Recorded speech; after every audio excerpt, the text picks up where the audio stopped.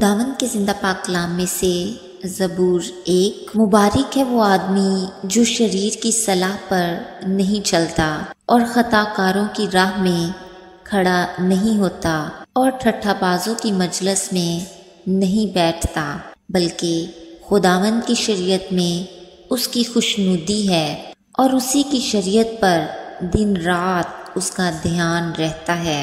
वो उस दरख्त की मानद होगा जो पानी की नदियों के पास लगाया गया है, जो अपने वक्त पर फलता है और जिसका पत्ता भी नहीं मुरझाता।